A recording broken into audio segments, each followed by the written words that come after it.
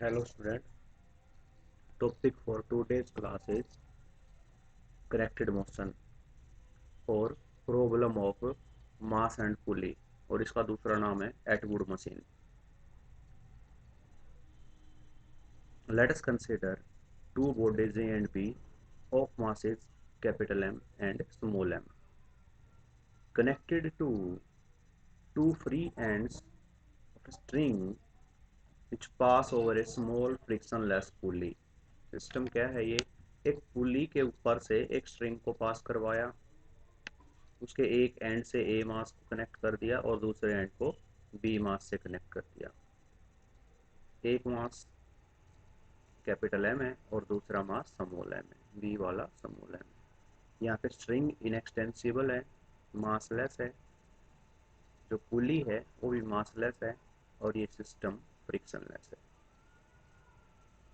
Small M light मास move upward.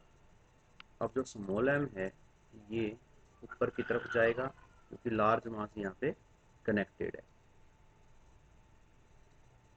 ये downward जाएगा। अब क्योंकि दोनों सेम स्ट्रिंग से जुड़े हुए हैं, m equal to heavy mass move downward, a equal to common acceleration.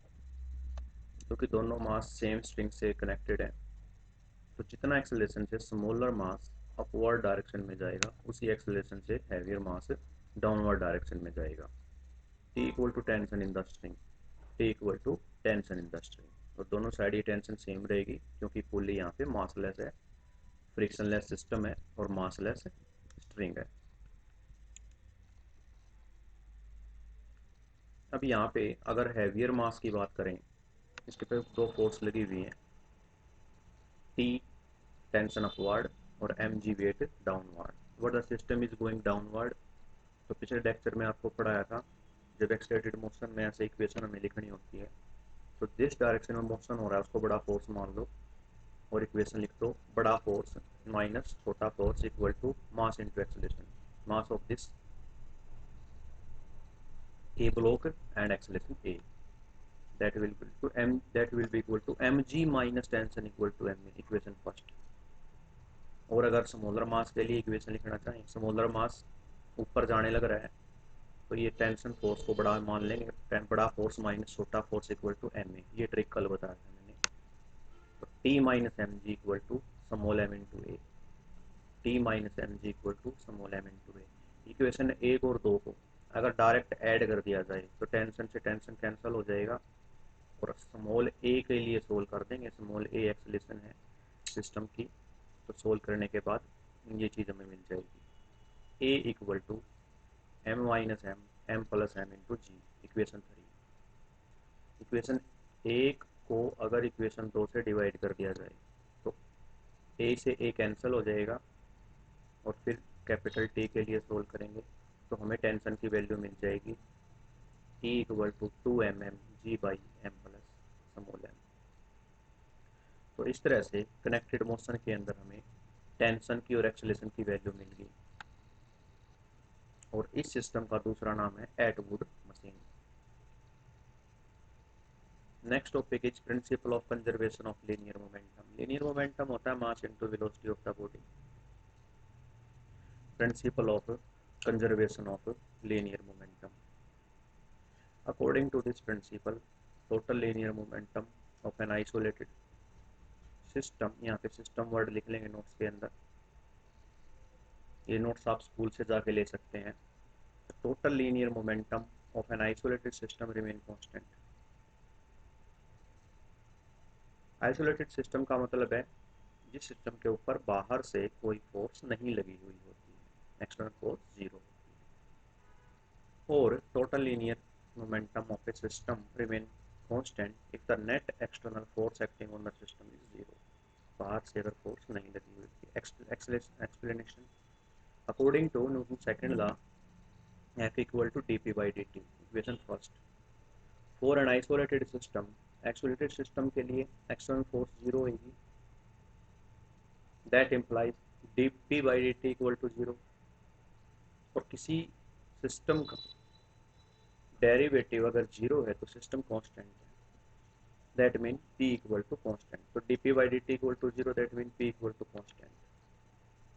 Consider a system having n particle. मान लो एक सिस्टम के अंदर n पार्टिकल है, 1 2 3 4 अप टू n।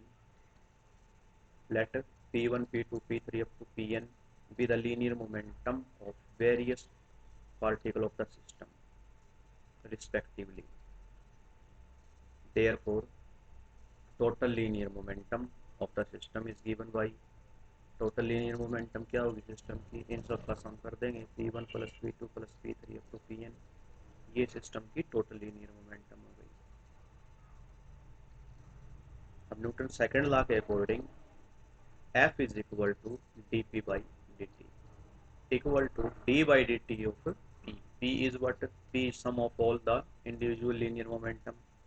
तो p की वैल्यू हमने उनके कंपोनेंट की फॉर्म में लिख दी। एक्सटर्नल फोर्स अगर जीरो है तो यहाँ पे जीरो लिख देंगे क्योंकि आइसोलेटेड सिस्टम है, तो ये जीरो हो जाएगा। दैट मीन की टोटल डेरिवेटिव जीरो के इक्वल हुआ।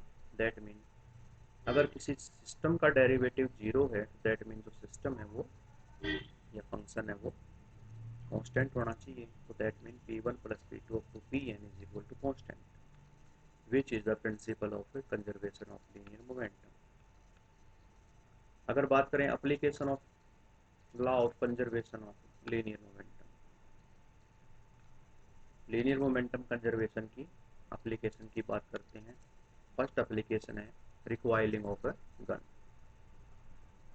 Recoiling of a gun before firing the gun and bullet are at rest.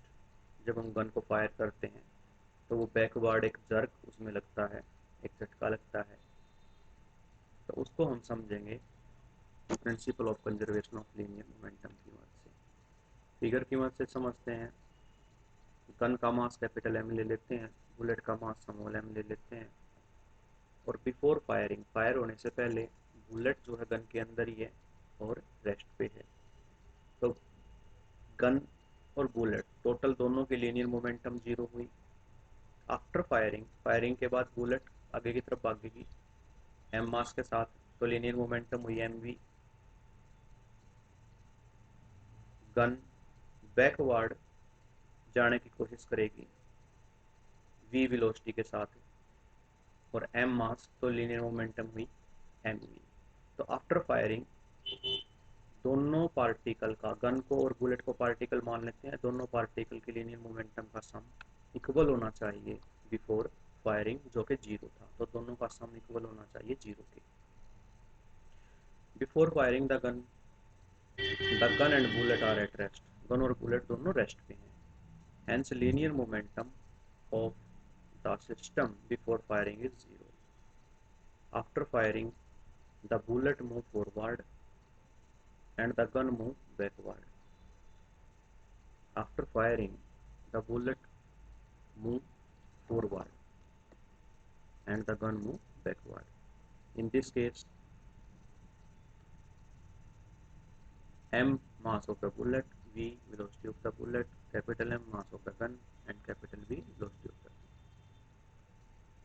ये हमने एज्यूम कर लिए चार parameter. Hence total linear momentum of the system after firing.